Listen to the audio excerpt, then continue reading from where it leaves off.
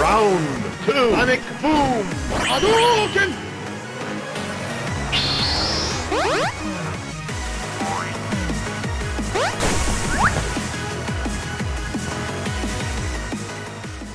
예, 오늘 두 번째 북미 정상회담을 위해 두 정상 모두 하노이에 모였고요. 오늘 하루 종일 아마 이 소식 들으셨을 걸로 생각되는데요.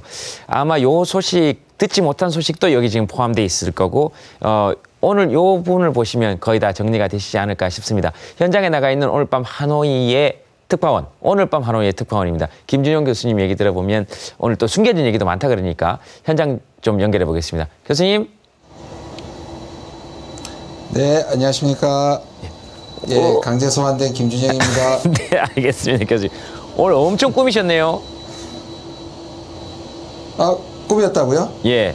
아, 뭐 아닌데요. 평소 모습입니다. 알겠습니다.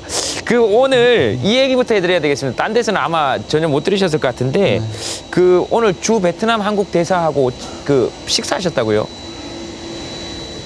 예, 오찬했습니다. 저 혼자만 한 건 아니고요. 예. 한국의 전문가들하고 여러분들하고 같이 했습니다. 네. 네, 어떤 얘기가 좀 오갔습니까? 그러니까 아마 제일 잘 아실 수도 있겠다는 생각이 드는데요. 예, 아무래도 현장 분위기를 제일 잘 알 수도 있고 예. 특히 베트남 쪽 얘기를 많이 들으신 것 같고 또 베트남을 통해서 중국 쪽 얘기도 좀 많이 들었던 것 같습니다. 네. 뭐 보통 나온 얘기는 이제 정상회담의 결과에 대한 얘기였는데 그중에 제가 몇 가지가 좀 제 주목을 끌었는데 하나는 지금 열차를 통해서 하노이까지 온다는 부분을 상당 기간 전에 이미 예. 좀 파악하고 있었다고 들었습니다. 중국 측에서 나온 정보로 알고 있습니다. 네. 그리고 또 뭐가 있을까요? 그 다음에는 아무래도 이게 이제 중국과 베트남하고 관계인데요. 아시다시피 지금 베트남은 우리하고 굉장히 긴밀합니다. 특히 아세안 국가들 중에서도 특히 베트남과의 관계가 긴밀한데요. 특히 이제 삼성과 롯데가 여기서 상당한 역할을 하고 있는데 혹시라도 북한이 개발이 되면 네. 한국의 협력자가 자기들이 아니라 북한이 될 수도 있다는 데 대한 약간의 우려를 섞인 얘기를 걱정을 하고 있더랍니다. 그래서 이 부분에 대해서 이제 우리 대사관에 있는 분들이 어떻게 얘기했냐면 당신들은 하나를 잃어버린 게 아니고 둘을 얻는 거다. 결국 남한과 북한과 베트남이 같이 협력을 할 수 있는 하나를 얻는 거다. 이렇게 상당히 설득력이 있었는지 좋아하더랍니다. 안심하더랍니다. 네, 그건 상당히 설득력이 있네요. 어쨌든 열차가 한반도를 통과해서 베트남까지 갈 수 있는 거니까.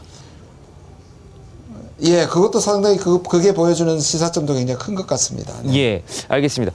제가 알기로는 지금 외신 기자분들이 오늘 김준영 교수님에게 굉장히 질문을 많이 했다 그러는데요. 외신 기자들하고는 어떤 네. 얘기를 주로 했습니까? 제가 한번 봐주실래요? 제가 뭐 약간 프레스 카드 같지 않습니까? 제가 갑자기 기자가 된 것 같은데요. 네네. 제가 원래 언론재단에서 이제 일종의 기자들한테 서비스를 제공하는 건데요. 세미나가 있었습니다. 예상하고 예. 전문가들끼리. 그중에 이제 저한테 외신들이 많이 집중이 됐습니다. 네. 제가 영어가 좀 되거든요. 그래서 저 자랑 좀 제발 자랑 좀 그만하시고요. 저 보통 이러지 않은데 김재동만 나오면 그렇습니다. 네네. 그런데요. 네. 근데 뭐 정말 그 스페니시권하고 남미하고요. 예. 유럽 그리고 아랍권까지 다 했는데요. 조금씩 짧게 많이 했는데 주로 나오는 질문들이 아무래도 어느 정도 기대를 갖고 있느냐.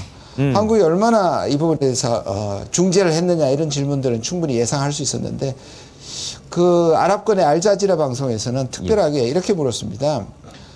만약에 이번에 잘 되면 예. 미군 나가는 거냐? 이렇게 질문을 하거든요. 그래서 그거 아니다. 하면 한국 정부 곤란하게 하지 말라. 한국 정부는 사실상 미군 철수 문제는 미군 문제는 한미 동맹의 문제지 비핵화와는 상관이 없다.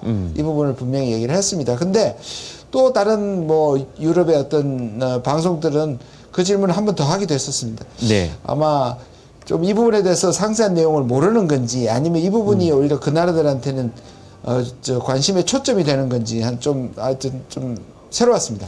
네, 그 부분에 대해서는 사실 우리나라에서도 굉장히 논쟁이 되거나 모르시는 분들도 그렇죠. 계실 수 있고 알고도 모른 척 하는 사람들이 네. 또 있을 수 있고요. 그 부분에 대해서는 어떻게 생각하십니까? 정확하게 결정이 나 있죠. 그 부분에 대해서는 북한도 얘기하지 않았습니까? 북한도 얘기하지 않고 있고요. 그 예. 부분은 이제 특히 미국 내부의 강경파도 하는 얘기입니다. 네. 결국 잘 되면 미군 철수를 노릴 것이다. 근데 이 부분에 대해서는 문 대통령이 분명히 얘기하고 있습니다. 이것은 한미동맹의 문제이지 비핵화는 관계가 없고 특히 이 부분을 생각하셔야 됩니다. 왜냐하면 비핵화가 되더라도 동북아는 지금 굉장히 어려운 그리고 변화의 상황이 있는데 중국도 부상하고 러시아도 저렇죠. 일본도 저런 상황에서 한미동맹은 상당한 역할을 하기 때문에 함부로 이 문제를 다룰 문제는 아니라고 생각이 듭니다. 그럼에도 불구하고 왜 그런 문제가 계속 나오냐. 결국 프레임이라는 그런 결론밖에 나지 않는 것이죠. 알겠습니다. 지금 시간이 한 1분 정도 남았는데요.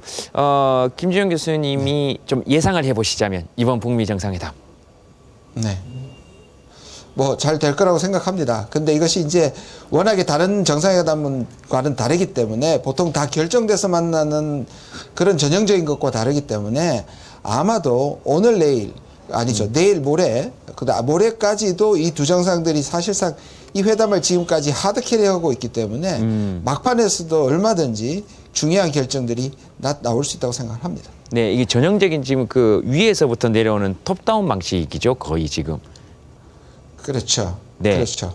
네. 근데 이것이 지금 거의 뭐 미국 같은 것에서는 혼자 지금 트럼프가 하고 있는 부분이 있고 그동안에 실무 협상이 좀 적었기 때문에 네. 그래서 아마 이 정상회담 스케줄을 회담을 가능한 많이 잡았다고 보여지고요.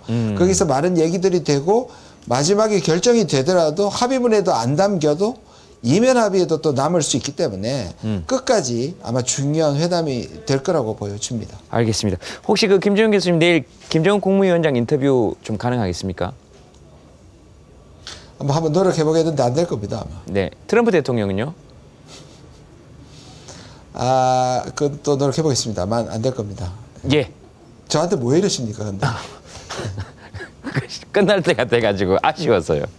고맙습니다, 교수님. 네. 네, 수고하십시오. 네.